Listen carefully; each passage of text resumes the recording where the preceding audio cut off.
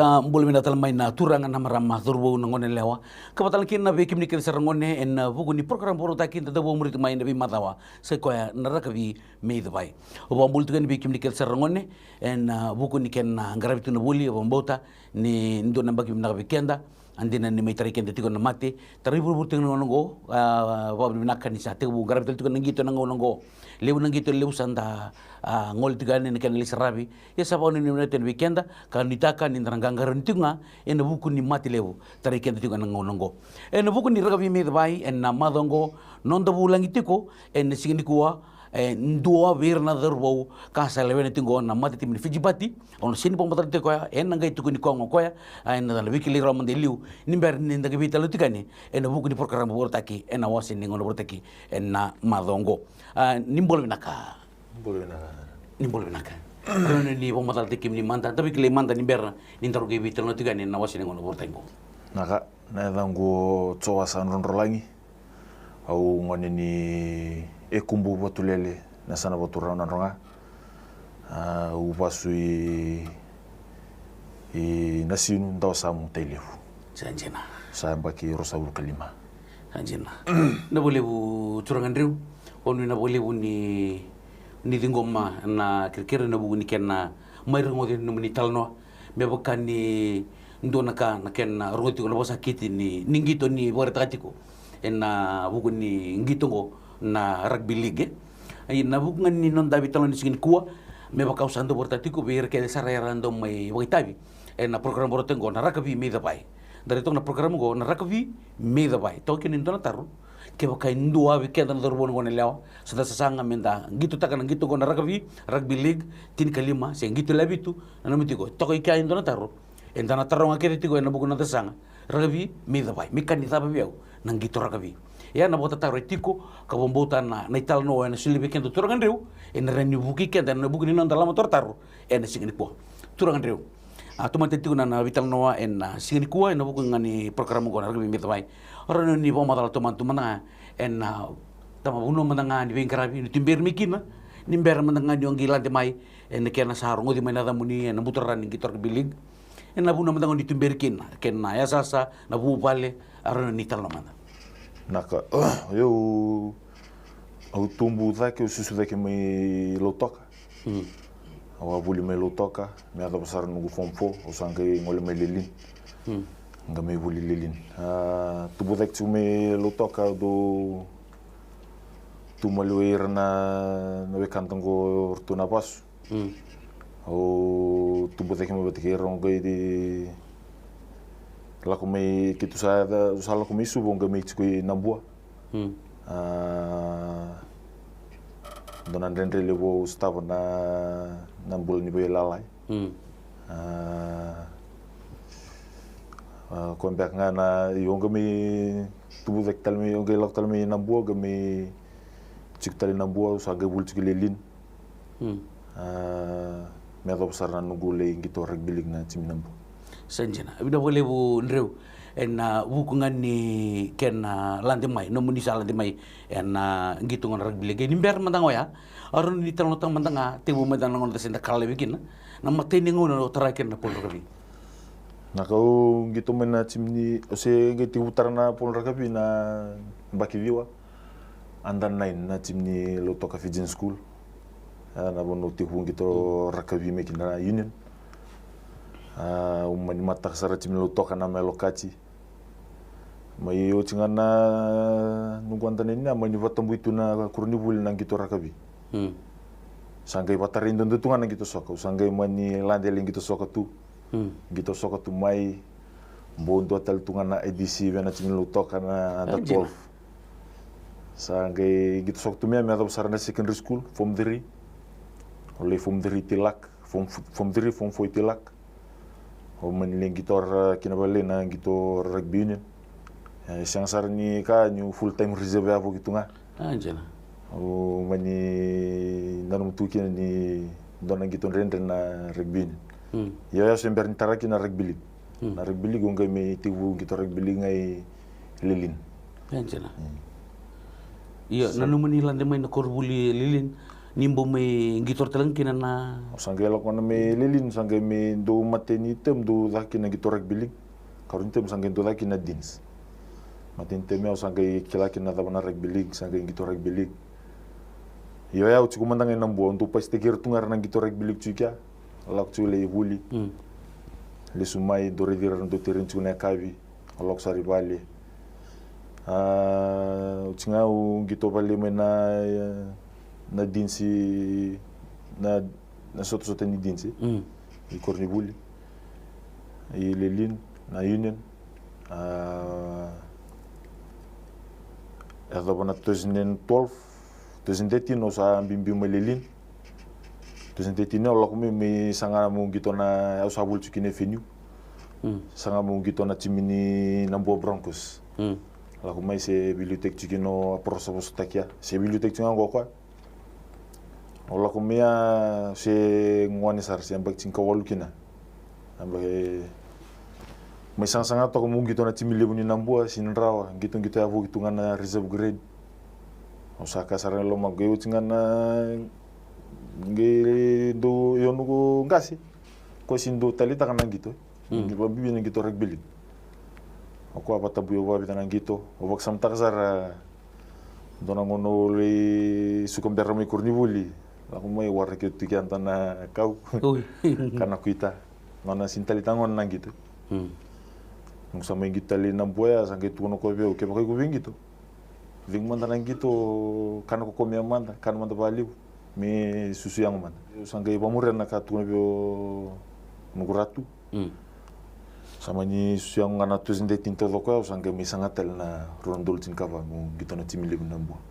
Sanjina kembali na program seranga ni sanga tigo ni talita ko nomuturanga na gitu kata kabiti ko kasange binakata ya biko tali biko ni imbito mo ko ito na program mo ta kabara ni keba ko na binakata mo lang din na gitu kabi to to din na itang no ya turangan ru binakabiken dan na siapa tu mai na wasin ngono borte ko na ragabi mi bai to to sa chuna non tarno tu ni tal no kami kamida tarno tu go bi curangan ru na wasin ngono borte ko na ragabi mi bai ndo manda non da tingol kalek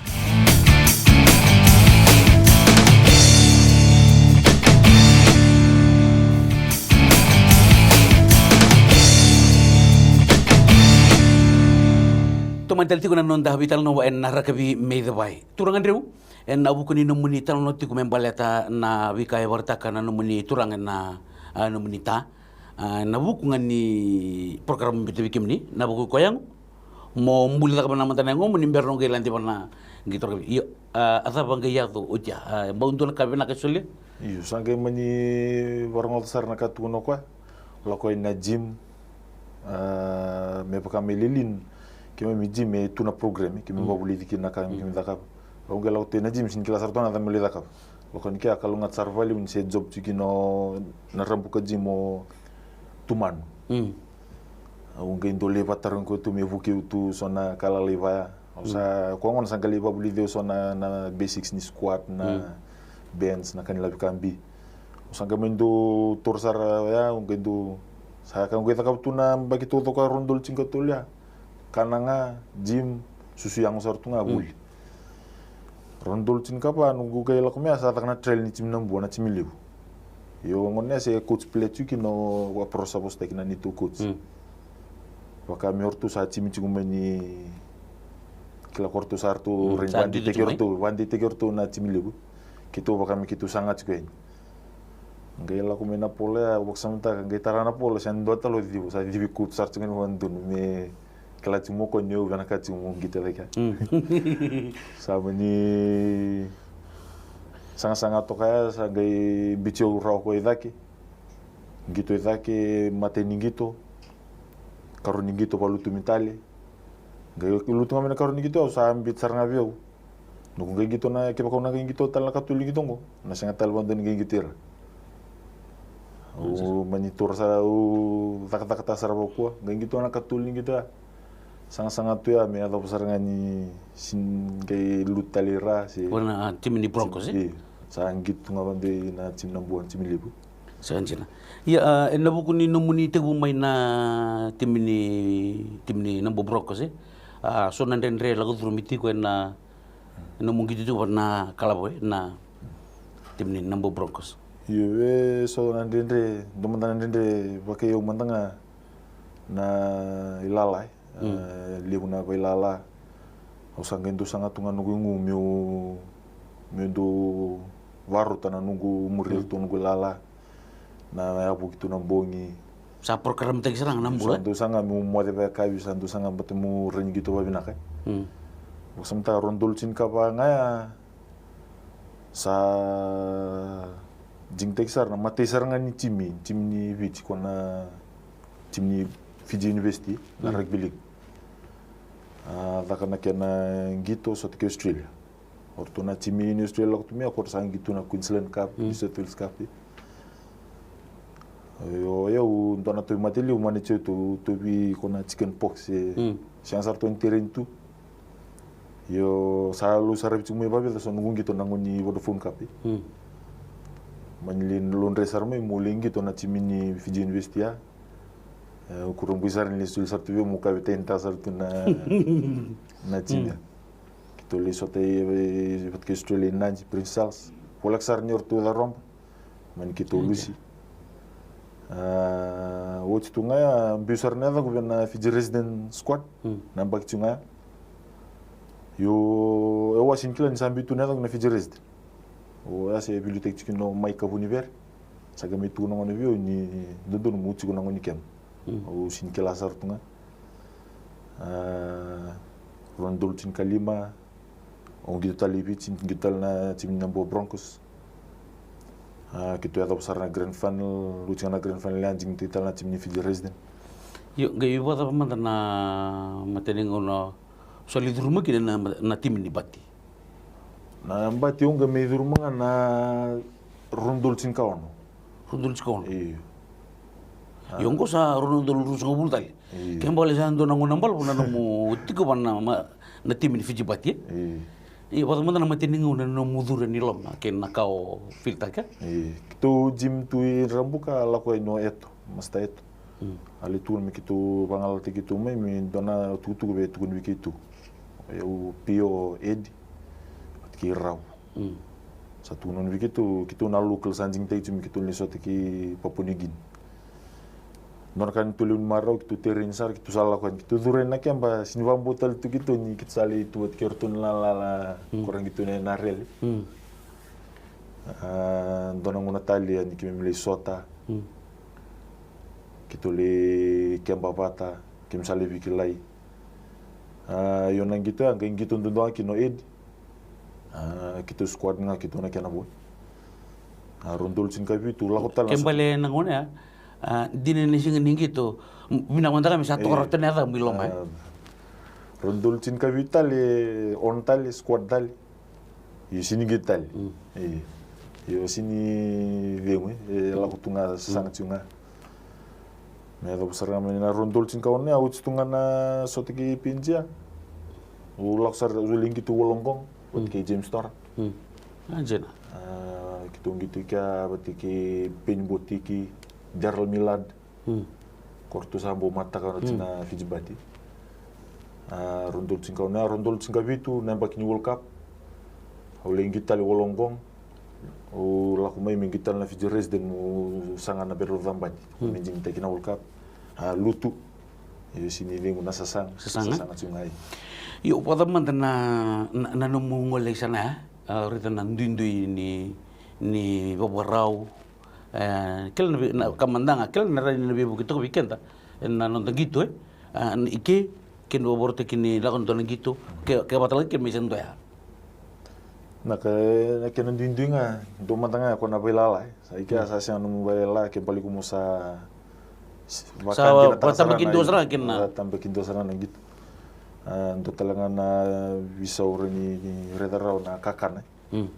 kakana takanya ni ke ko nga saba sanggar mi bal santana kanya kya subina kana kake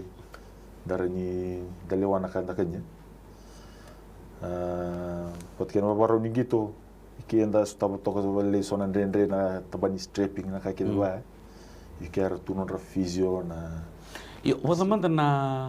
weekend kede na buku ni gitu ni tak buku na gitu wada pana num program ngoi ko bakai ko bermandakan nang gelis tata timi rara o yuko no mutiri ni watki ko program tagiko Una tirin wakeo ke pakasara kitu dia of main tirin wachim. Nau ke do zakaba ke nanu nisa fulon tunga na tirin wachim. sanjina to kon dina na ital no ndamay rongo tigo na wasini ngono borten gona ragabi midbay do tal manda no da dingula galaka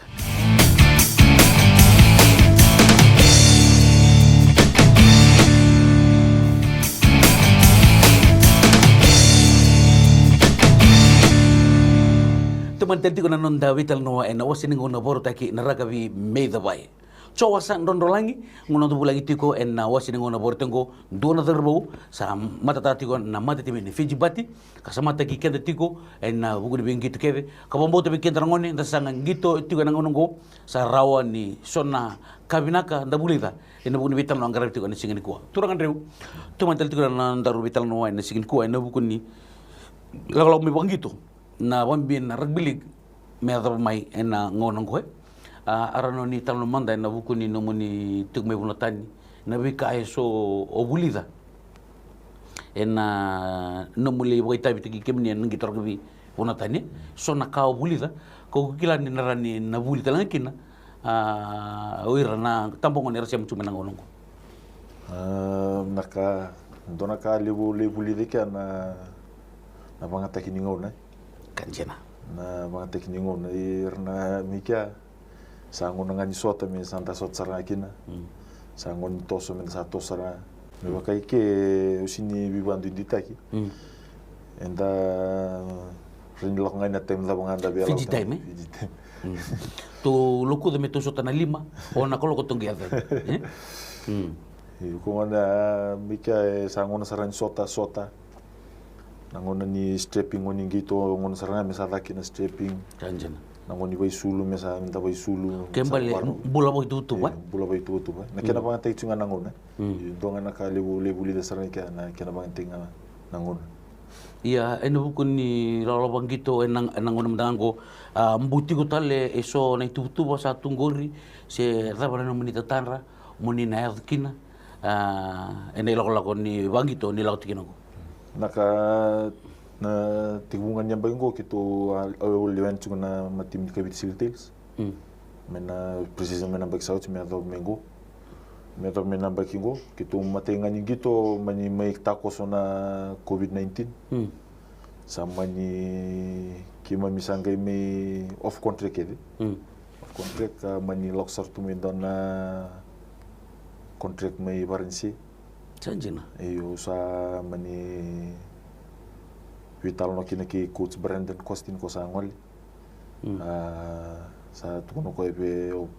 be pochinti binangor o sa mani sentak sa kontara kya sa warak tsunga ngono ngono mi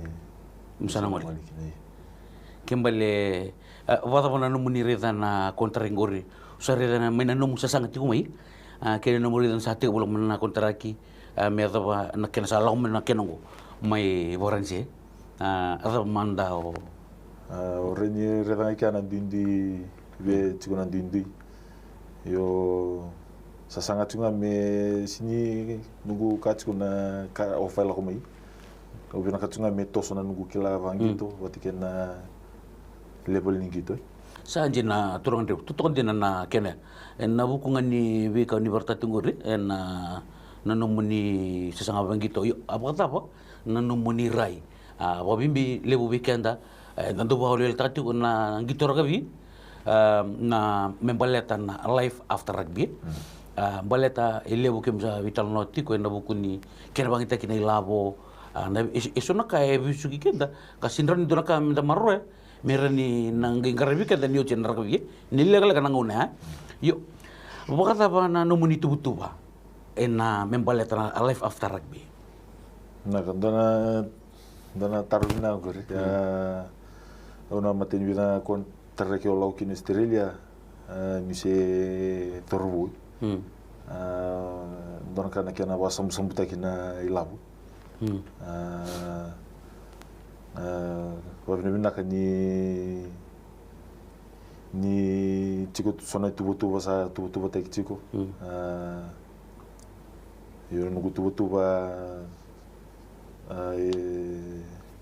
sa tsiko sona ituva-tuva io Sa taka-taka tsiki na? sa taka-taka tsiki ngona bakukua Yo, wata pamanda na endo na ka endo rawai kina baka lebu kenda na daung gitu. Saya koya na lewa kina ngulu. Asa pamanda na mulre na tikina. na kondo nugumul-mul mantang yo bakeo nanguni yo sa Antonia baking kon nungu sa sintara tu nangun Oh, binandre. sa Endo na ka na waran walang kanon tang gitu. ndo na ka Yo, turangan reu wata mana lewa. Malal sara. Santu cuna ngonela? Oh yo sembar tuni bawaci sembar talangan ni sebe tau nangono. Oh. Sabi na boleh buturan reu kila na pala budi non tangi tor kabitu mai. Itu go so kor suitu tu ni kenang garabi. Ken sasanga tagi tu mai. Na buno ni sa mai tok ken na eta nangono go. Ara no ni bo ni na tu mandang bire nangono go. Na katomanda be na tana kalu na bi maru itu ken bula. Na mana bi baru gitu na kai sulit cuveu be na tatal ngana non rombol no tumbu ke bakaro na sarau cungko na ba be na kali butal na bi rau mena ngono rusindo talita kina gitu me ado me na non rusa mi talita kina men bale cingana nung sangita ciko ba na tatal ngair na bubali korando bito kuntu me na nung gitu me batulele Pabinata talangair na nunggu izamba. Pabinata talan do nunggu izamba. Bukeo sarkina baliu na tiring. Jonathan na nona kampanye na afterburn fitness. Bukeo sarkina baliu na nunggu fitness. Na ngona sa may utkina lockdown no sa may relax sartunga kana moadi. Ngona sa may statali kino gali stat ngona bikwa. Pabinata nona bitumber tao me na bola bayang. Kata lagi nabi tal tangi na buku ni I bangka vayalo untuk dola ko na kiamba so na ibu na untuk parta kamai untuk tingko masarwa bimbi kata lagi na hotel na pun untuk rumah meki na bosin pelu bawa binata sarkin na sinko bawa binata tal na klub na bo Broncos na nona bitu bertumai coach saporo sabostaki nona bitumbir to mai na lomani pitana ba ko gitar chimi kina tim na bo Broncos ya bina ka turungan riu lebu sara ndo sara bikimni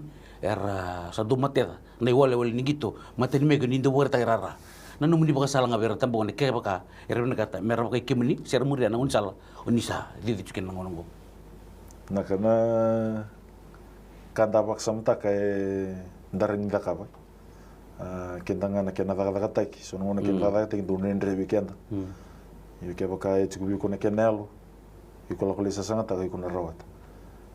weekend ngana tabongoni ke baka tsugu no mtatanda tsugu no sasanga sanga iko na rawat abongo iko mo daga tak mona ren rawat ken na boleh bu turang reu Bina boleh besar na muni mai siamo tiku kapatalan kina na muni talon tiku na sigin kuwa na buku ni wekai so lag durumi en gitu kapatalan kina nandende so tabi kapatalan kina na muni basala aranin na buken na non rambul tampongan tumbo tak timin ngonongo merna kapatalan mai na buno di satu kina ngonongo bina boleh bu turangan reu Yo sebenarnya weekend ke sana siamo tumai na wasi ngona borte ngona rugby metabai ber ni medava na nonda saraba tigai na nonda vital nongo en ribinaka minda na saraba manda wala kaleka e vida na nona na yalo ni nona gitu o turangan deu minda saraba manda ini